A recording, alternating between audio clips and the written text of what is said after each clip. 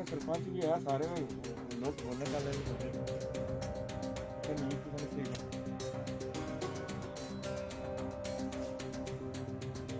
हमारे बॉर्डर पे थोड़ी सी हलचल हुई, मूवमेंट हुई ड्रोन की, तो इधर से हमारे भारतीय जवानों ने फायरिंग का जवाब मुंह तोड़ दिया। लेकिन यहाँ से काफ़ी आगे निकल चुका था।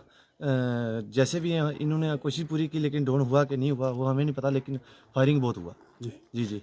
तो कहाँ कौन कौन से एरिया में ये फायरिंग जंगल ये सर जंगल से लेके कलाल तक बराबर सेक्टर में बराबर ही गोलाबारी हुई। अच्छा जी ये जी, लंगर फायरिंग। और ये गनिया और लंगर ये गनिया में तकरीबन यहाँ से तो गुजरा है। तो आपने क्या देखा जब फायरिंग हो रही थी, लगातार हो रही थी? हाँ, सर जब ड्रोन यहाँ से निकला ही फायरिंग बराबर एक पूरे बॉर्डर से बराबर फायरिंग हो रही थी। यहाँ ड्रोन कितने देखा गया आपकी तरफ? 7:28 हुए थे। आपने देखा? जी हाँ जी जी। कौन से एरिया में देखा? सर गनिया के। अच्छा जी जी। फिर यहीं से वापस क्या आगे गया? सर आगे आगे चला गया। अच्छा जी जी। तो किस तरह से हमारी सेना जो है अलर्ट सर है पूरी हमारी तरह से? सेना ने मुंह तोड़ जवाब दिया, अलर्ट है बिल्कुल बॉर्डर पे। हम सेना का शुक्रिया अदा करते हैं कि हम उनके सहारे यहाँ पे बैठे हुए हैं। तो जैसा कि आप जानते हैं कि रात को पाकिस्तान की तरफ से एक ड्रोन है जो वो भेजा गया, लेकिन हमारी जो इंडियन आर्मी है बड़ी सतर्क है और जैसे ही इनको खबर मिली उसकी और इन्होंने फायरिंग किया है। उसके बाद में उसने भागने की कोशिश की है। अभी आगे की जानकारी तो आर्मी ही बता सकती है कि क्या हुआ उसके ऊपर। बाकी ये है कि हमारी जो इंडियन आर्मी है ये हमेशा सतर्क है और पाकिस्तान की तरफ से जो भी नापाक हरकत की जाएगी उसका मुंह तोड़ जवाब देते भी हैं और आगे भी देते रहेंगे। किस तरह से हमारे सर लोग जो हैं यहाँ पे एलओसी पे डटे रहते हैं, हमेशा सेना के साथ कंधे से कंधा मिला के रहते हैं और यहाँ पे जो है सुरक्षित महसूस कर रहे हैं एकदम, क्या कहना चाहेंगे? देखिए आप जानते हैं कि यहाँ बॉर्डर के ऊपर तो हमेशा कोई ना कोई पाकिस्तान की तरफ से नापाक हरकत होती है, लेकिन यहाँ जो ये लोग हैं एलओसी के ऊपर रह रहे हैं ये हमेशा इंडियन आर्मी के साथ कंधे से कंधा मिला के साथ रहे हैं और सेना ने भी हमें अपने साथी की तरह ही रखा है। वो भी हमारी सुरक्षा के लिए कोई कसर नहीं छोड़ते हैं। तो जो भी हरकत होगी उसका मुंह तोड़ जवाब इंडियन आर्मी की तरफ से मिलता रहेगा। लोग भी कितने साथ सुरक्षित हैं यहाँ पे? आप बैंकर शंकर हैं और सब कुछ उनके सेफ्टी का अच्छा ख्याल रखा गया? देखिए यहाँ पर तकरीबन 70% लोगों के पास जो बैंकर हैं वो इस मोदी गवर्नमेंट ने दिए उस टाइम, और आज भी ये नहीं है कि फायरिंग आएगा तो लोग भाग जाएंगे। पहले भी भागते नहीं थे, लेकिन अभी तो हमारे पास बैंकर हैं और बैंकर में सुरक्षित हैं, हमारे जो बच्चे हैं वो भी सुरक्षित हैं। तो बाकी ऐसे कोई बात नहीं है। सर रात को जब ये ड्रोन देखा और फायरिंग हुई, थोड़ा पैनिक हुआ लोगों में, कुछ हुआ?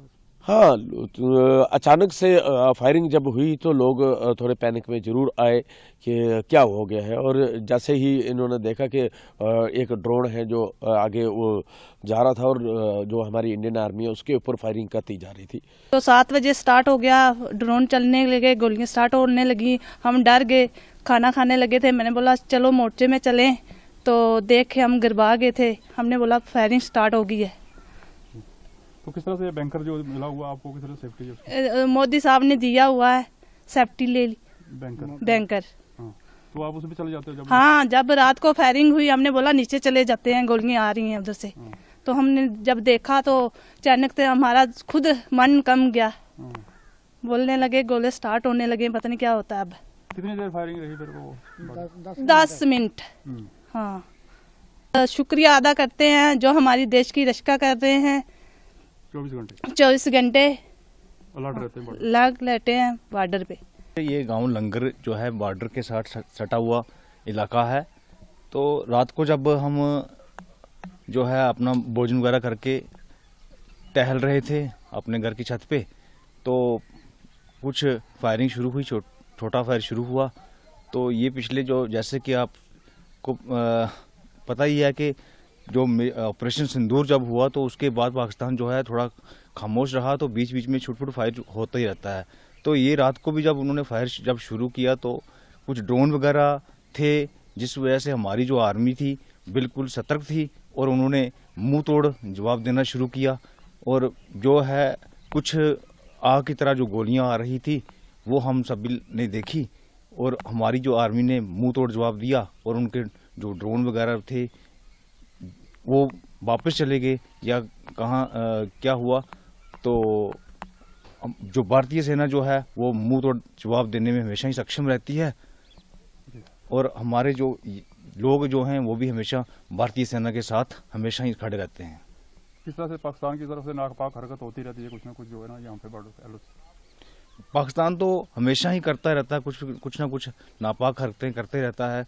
कायराना हरकत जो है हमेशा ही पाकिस्तान की तरफ से की जाती है।